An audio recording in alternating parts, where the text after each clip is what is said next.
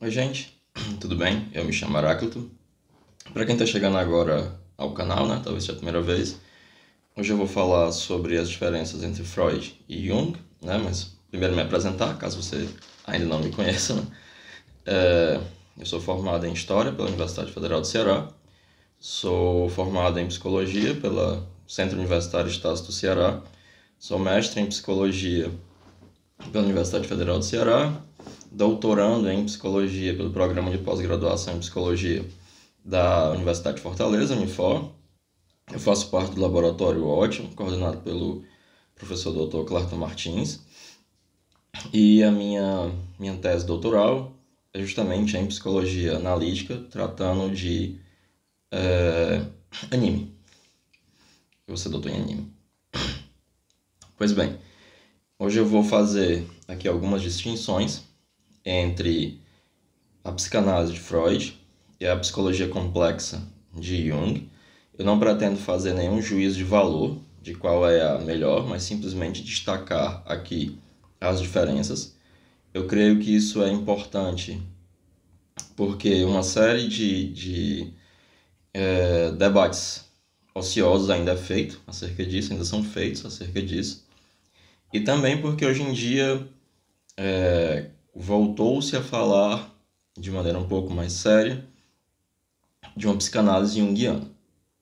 E aí, ao final, eu deixo para vocês raciocinarem a partir do que eu vou trazer aqui em o que é que significa uma psicanálise junguiana ou mesmo se é possível falar ou pensar em uma psicanálise junguiana. Eu vou traçar essas diferenças desde a mais simples até a mais complexa, elas são muitas. Dificilmente eu vou cobrir tudo em um vídeo curto, mas eu pretendo colocar pelo menos as principais diferenças, né? Tanto epistemológicas, quanto metodológicas, quanto conceituais, porque elas são inúmeras, né?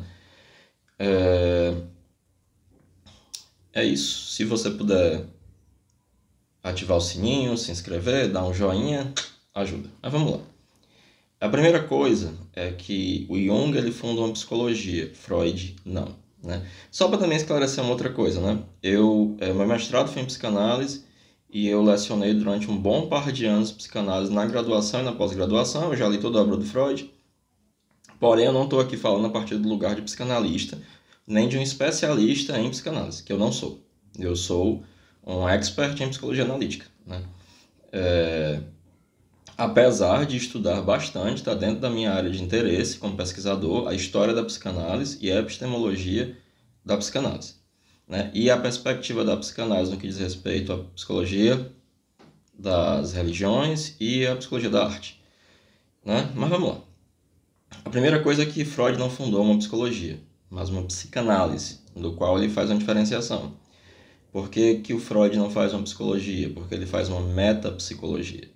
O que é uma metapsicologia em termos muito genéricos? É quando você trata o fenômeno sobre três óticas, né? Uma ótica tópica, dinâmica e econômica.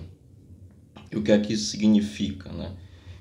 Inclusive, o Freud vai dizer que isso é o shibboleth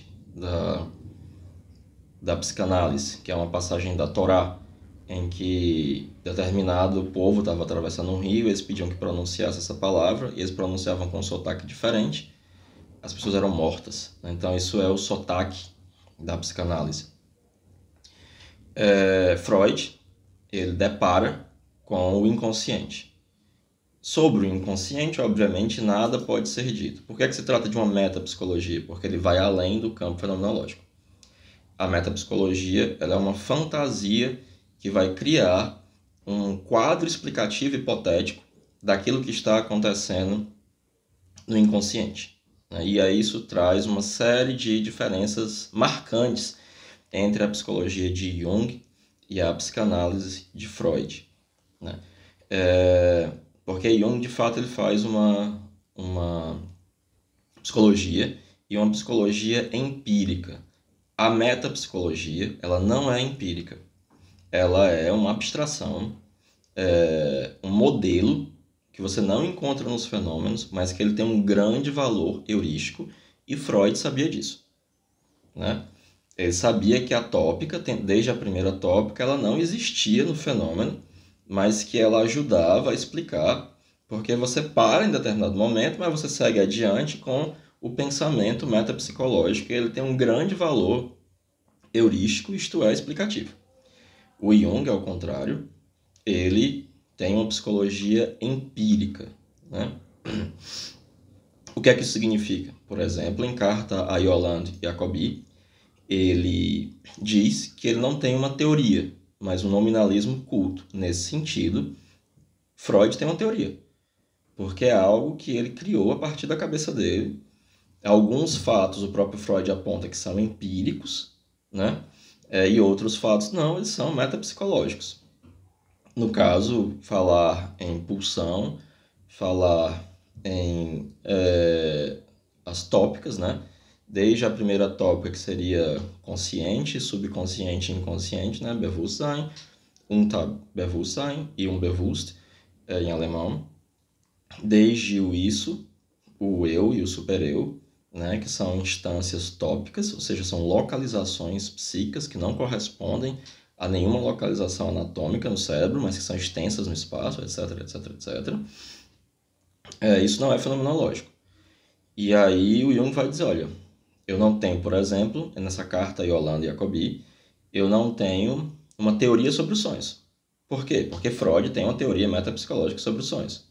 De que os sonhos são uma fachada, ou seja, de que o sonho, a imagem do sonho, ela esconde, ela é o conteúdo manifesto, e acontece no inconsciente uma censura, que nenhum de nós é capaz de ver, isso é uma hipótese levantada pelo Freud, metapsicológica, e que essa censura vai atuar através de dois mecanismos, de deslocamento e condensação, e a partir dos pensamentos oníricos latentes, ele cria o conteúdo manifesto do sonho.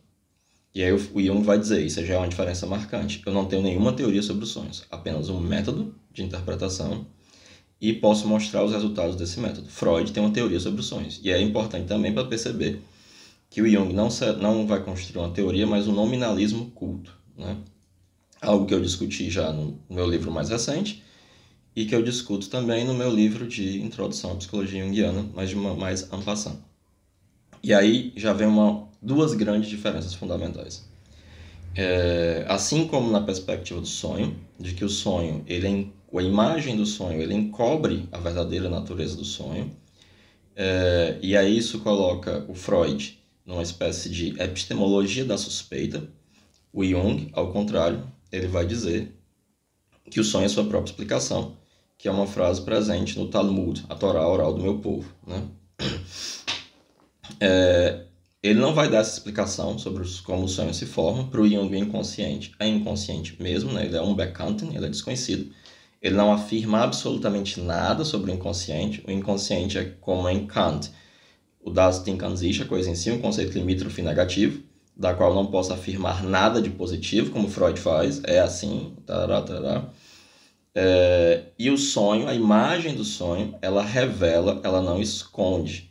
E aí o termo Bild, em Jung, imagem, ele tem uma conotação completamente diferente disso em Freud, né? É por isso, por exemplo, que os lacanianos vão dizer que o Jung é imaginário. Por quê? Porque ele se fixa na imagem, mas o conceito de imagem em Jung é total e completamente diferente do de Lacan, né? Por quê? Porque o Jung não está nessa epistemologia da suspeita. Para o Jung, o sonho é o que o sonho é. Ele não esconde, mas sim ele revela. O Jung até fala a seguinte coisa, ora, se a fachada de um prédio está escrito farmácia, por que é que teria um restaurante dentro? Né? Mesmo que fosse só a fachada, por que a fachada do prédio, ela em geral corresponde àquilo que o prédio faz. Além disso, como um fenômeno natural, se aparece albumina na urina, é porque é albumina, não porque é alguma outra coisa, né? Então o Jung vai acreditar que o sonho é sua própria interpretação e que a imagem do sonho ela revela, ela não esconde. Por que eu não entendo o sonho? É da mesma maneira que eu leio um texto em grego e não entendo grego. A culpa não é do texto, a culpa é minha. Não é o texto que não faz sentido, é porque ele está em uma linguagem que eu desconheço. Porque a linguagem do sonho, ela é uma linguagem metafórica, ela é uma linguagem fantástica, que vai se pautar por aquilo que Jung, a partir da antropologia, vai chamar de participation mystique ou identidade arcaica, onde a questão lógica do terceiro excluído está suspensa. Uma coisa pode ser também outra coisa ao mesmo tempo, né? A questão da identidade está suspensa, né? E aí já tem uma marca de uma outra diferença marcante, né, entre os dois, que é essa epistemologia da suspeita em Freud, que não está presente em Jung. Outra grande questão, a partir disso, é o Deutung freudiano, a interpretação.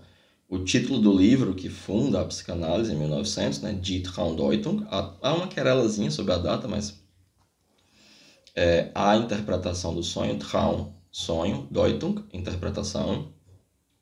E, por exemplo, Paul Hansum, ele vai apontar um problema em algumas interpretações que se fazem de Freud, especialmente de Paul Ricoeur, que vai dizer que Freud, em parte, é uma ciência da natureza, em parte, ele é uma ciência do espírito, uma ciência hermenêutica, porque tem essa interpretação.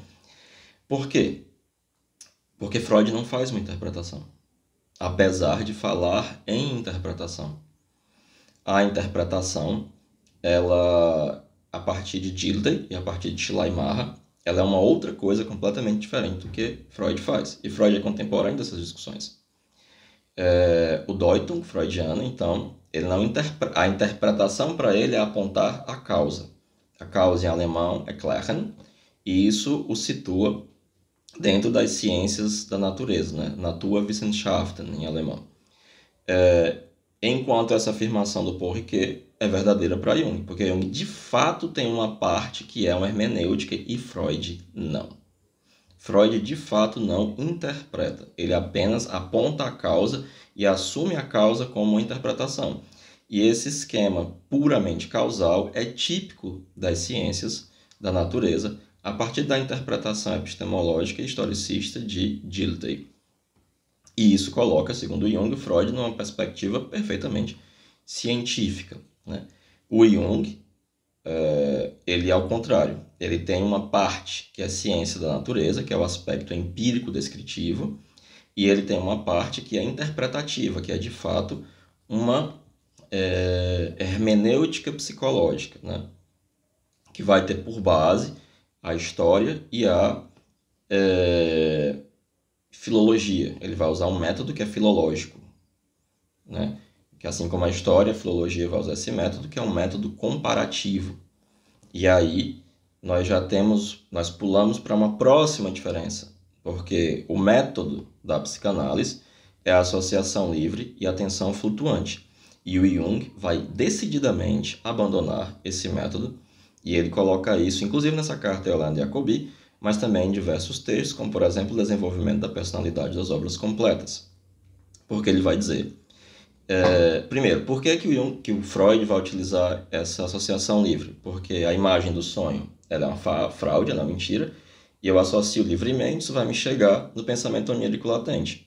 Só que para o Jung, isso é uma polêmica teórica com a imagem, porque a imagem ela já é uma Anschauung, uma intuição ou concepção ou visão suficientemente positiva, e a melhor imagem para representar algo de completamente desconhecido e inconsciente, e o inconsciente a elegeu para representar isso. Então, nada é melhor do que essa imagem para representar. Então, o máximo que eu posso fazer é amplificar, colocar ela ao lado de imagens na mesma linha dessa imagem, para que eu possa amplificá-lo sem jamais abandonar a imagem. Então, eu meio que circunambulo essa imagem. E como o Marie von Franz nos ensina no livro A Interpretação dos Contos de Fadas, amplificar é alargar a imagem por meio da junção de numerosas versões análogas. Então eu vou simplesmente colocá-la ao lado de várias versões análogas que me permitem amplificá-la sem abandonar a imagem. E aí o método da psicologia analítica vai ser um método não de associação livre, Einfalle, em alemão, mas de amplificação. O que já coloca, de novo, uma outra fratura no que diz respeito à concepção psicanalítica. O método é completamente diferente, a epistemologia é completamente diferente, e aí você vai ter uma questão metodológica bastante diversa, porque o Jung ele vai pensar em um método dialético. O que é dialética para Jung? É tudo aquilo que resulta do confronto entre a consciência e o inconsciente, ou todo método que não é sugestivo e que leva em consideração a existência de um inconsciente psíquico. No que diz respeito também à noção estritamente causal de Freud, o Jung ele vai contrapor a isso uma noção finalística. E finalidade para Jung é uma tensão psicológica imanentemente dirigida a um objetivo futuro. É uma questão de pensar o objetivo, o sentido e o significado da imagem, o que leva a um método construtivo. O método comparativo ele também é um método construtivo. Logo, especulativo, porque vai pensar na relação da imagem do sonho, por exemplo, com o futuro, com a atitude futura do sonhador. E aí o Jung ele vai ter um método que vai ser misto, ele vai ser causal e final ao mesmo tempo, vai ser uma espécie de síntese dialética entre Adler e Freud. E aí você já tem uma outra diferença, porque o Freud será unilateralmente causalista, enquanto Jung ele vai propor um método misto, uma síntese dialética entre causalidade e finalidade, sendo que a finalidade é fundamental para pensar a noção de símbolo. E aí, tanto no Função Transcendente quanto na Energia Psíquica, o Jung vai dizer que a noção de símbolo de Freud não é de fato um símbolo, mas sim um sinal. Por que a noção de Freud é semiótica? Porque qualquer que seja a imagem do sonho, eu já sei que ela significa sexualidade. E para o Jung isso é uma noção semiótica, uma noção simbólica, quando aquela imagem ela representa o indizível de maneira insuperável, ou seja, ela é a melhor representação possível de um dado apenas obscuramente pressentido, ainda não claramente compreendido pela consciência. Logo, isso faz com que seja um símbolo, e uma interpretação simbólica é aquela que leva em consideração, de maneira construtiva, o sentido e o significado da imagem, ou seja, o objetivo da imagem. Isso porque, diferente de Freud, Jung levava em consideração, como hipótese basilar, que a relação que se estabelece entre a consciência e o inconsciente é compensatória. E ele vai dizer que o primeiro a pensar numa compensação e uma finalidade foi Adler, né? Além disso, o Jung não vai considerar a sexualidade como o princípio organizador do psiquismo, mas ele vai pensar sempre em paradoxos, como por exemplo entre Freud e Adler, em que ele vai pensar o princípio do poder, a vontade de poder e a sexualidade. Para o Jung, você não pode elencar apenas um instinto como o princípio regulador do psiquismo, mas você tem uma variedade de instintos. Ele vai dizer, inclusive, que a fome é mais importante do que a sexualidade. E aí você não vai ter a hipóstase, ou seja, a concretização de um único princípio explicativo, né, a qual tudo mais pode ser reduzido. O método construtivo ele analisa, mas ele não reduz, né? E isso é uma outra diferença marcante e patente entre os dois grandes autores, né?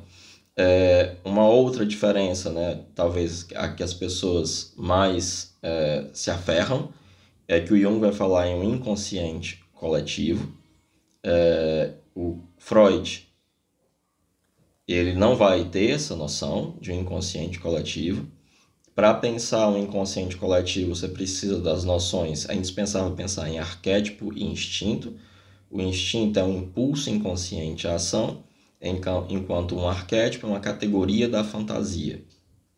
Ele é uma forma vazia, um aspecto puramente formal e vazio em si, que vai ser um fator organizativo inexpresso do acontecer psíquico, né? Então o Jung ele vai pensar que o aspecto pessoal do psiquismo ele repousa sobre uma larga, né, uma vasta base impessoal ou coletiva do psiquismo, e isso se assenta sobre uma hipótese etológica, ou seja, sobre uma hipótese instintiva, o que marca uma outra diferença entre a perspectiva psicanalítica e a perspectiva junguiana da psicologia complexa. A outra questão, e essa é uma questão mais complicada, é que o Jung não vai pensar a libido, a energia psíquica, como puramente sexual. E aí ele vai acusar Freud de substancializar, de hipostasiar a libido, ao dar a ela a qualidade de sexual. Por quê? Porque uma energia ela é uma pura abstração que não tem qualidade, que não existe nos fenômenos. O que é um exemplo claro daquilo que Jung está chamando de nominalismo culto. Uma energia é uma abstração de relações de movimento, e o que eu tenho nos fenômenos são fenômenos de forças e dinamismo. Estas, sim, têm qualidades, né? E aí ele vai pensar na energia psíquica, a energia como pura abstração, como um coeficiente de cálculo intelectual, que não é um fenômeno, ele não existe. O que vai existir são as potências e as forças no fenômeno. E aí ele vai dizer, olha, no momento em que Freud vai dizer que a energia é sexual e só pode ser sexual, e vai propor um conceito bastante estranho de sublimação, ele não está falando de fato de uma energia, mas está falando de uma força psíquica, de um dinamismo psíquico possível, obviamente. Mas ele está praticamente na epistemologia do flogisto, né? Em que ele está pensando numa substância que se move no espaço. Enquanto para Jung, ele vai estar mais próximo de uma epistemologia da física mais contemporânea, e o próprio Paul Laurent, na introdução à epistemologia freudiana, vai dizer que a epistemologia do Freud é profundamente antiquada, né? Ele assume isso. Ele vai pensar a energia puramente como um coeficiente de cálculo intelectual, e ela não possui a priori nenhuma qualidade. Os vários dinamismos psíquicos, estes sim, possuem qualidades, e mais, eles podem se transformar. Assim como quando a luz bate em uma superfície e a energia luminosa se transforma em energia calorífica, ou quando a energia cinética também se transforma, etc., existem transformações destes dinamismos, né? Por isso, quando ele escreve símbolos da transformação, isso implica, em 13, um rompimento definitivo com a perspectiva freudiana. E aí você já tem uma outra diferenciação marcante com relação àquilo que é a perspectiva freudiana de uma libido sexual. Tanto é que no texto A História do Movimento Psicanalítico, analisando o livro produzido em 13, que é diferente do livro que aparece nas obras completas, Os Símbolos da Transformação, Wandlungen und Symbole der Libido, Freud, ele vai dizer que Jung dessexualiza a libido, algo que Jung, de fato, não faz, né? Ele simplesmente vai dizer que a libido pode ser também sexual. Ele mantém o termo libido, né? No Energia Psíquica, ele também se afasta do vitalismo, ele vai citar Henri Bergson, mas ele vai se afastar de uma noção vitalista, porque se fosse uma energia vital, ele cairia no mesmo erro freudiano de hipostasiar uma energia que perderia a perspectiva de ser um mero coeficiente de cálculo intelectual, e ele vai contrapor uma perspectiva de um método puramente qualitativo causal, como é o de Freud, e redutivo, a um método construtivo que é quantitativo e final, o que faz jus à possibilidade do desenvolvimento psíquico. Logo, uma outra diferença, que para Freud não há psicossíntese, só há psicanálise, é uma frase muito comum de ser ouvida entre psicanalistas, mas para Jung há sim uma psicossíntese. Além disso, Jung, a partir dessa noção, vai pensar a individuação. Na verdade, ele não vai pensar, a individuação é um conceito empírico e não uma teoria, e ele vai descrever a partir da comparação feita com um fenômeno religioso, que é a alquimia. Uma outra diferença, já para pensar na religião, é que para Jung, a religião ela tem uma positividade, ela é algo de genuíno, né? Ela é a relação que se estabelece com aquilo de luminoso da alma, é uma conscienciosa consideração do luminoso, enquanto para Freud, isso vai estar no Mal-Estar da Civilização, Moisés, o monoteísmo, etc. A religião ela é uma neurose coletiva, uma neurose obsessiva coletiva, né? Então, para Freud, por exemplo, o destino de uma ilusão, a religião ela é uma ilusão, para Jung, não. E aí você tem aqui uma série de diferenças entre as duas perspectivas, sem o juízo de valor de qual é a melhor, né? Eu estudei as duas, mas eu fiz uma escolha pela psicologia junguiana. E isso fica em aberto, não quer dizer que a psicanálise seja uma coisa ruim, pelo contrário, eu acho que é uma coisa também muito boa, muito efetiva. As críticas que se fazem à psicanálise, a partir de um certo cientismo bobo, elas são muito incorretas. Eu gosto muito, por exemplo, de ler o Slavoj Žižek, é um autor que me agrada, apesar de eu não gostar de Hegel, né? As traduções que ele faz de Hegel são interessantes, né? É outro autor que não tem nada a ver com Jung, apesar de algumas pessoas fazerem indevidamente essas aproximações, né? E tentarem colonizar a epistemologia de Jung com coisas oriundas de fora, o que é... Aí eu faço um juízo de valor, é bobo, na minha opinião, porque há uma epistemologia muito bem fundamentada, que não necessita de enxertos, né? Mas de uma maneira muito geral, essas são as diferenças entre os dois. E diante dessas diferenças, eu convido você, espectador, a raciocinar por você mesmo se é possível pensar em uma psicanálise junguiana. O Jung se queixava de ser chamado de psicanalista, mas isso porque aquilo que nós chamamos de psicologia muda com o decorrer do tempo, e psicologia, na época da fundação da psicologia analítica e da psicanálise, ela era a psicologia experimental do laboratório de Wundt, e como não havia essa perspectiva clínica, né, que ela começa mais ou menos com Pierre Janet, que tem precedência na maioria das coisas que o Freud falou, quando se falava em algo que apontava para um tratamento clínico, as pessoas costumavam dizer não psicologia, como dizemos hoje, mas sim psicanálise. E num primeiro momento, psicologia analítica, como Jung explica no volume 8, é só uma maneira diferente de falar psicanálise, que depois ele se arrependeu e rebatizou de psicologia complexa, uma psicologia das complexidades, que tem um aspecto clínico que é a psicologia analítica. Mas aí eu convido vocês a raciocinarem por vocês mesmos, fazerem as leituras desses textos que eu indiquei aqui durante a minha fala e tirem as conclusões que vocês acharem mais adequadas, se, por exemplo, cabe falar em uma psicanálise junguiana, né? Mas é isso. Eu agradeço a todos que assistiram até o final. De novo, se puderem dar um joinha, mostrar para as pessoas que se interessam, verem outros vídeos do canal. É isso, moçada. Valeu, muito obrigado. É nóis.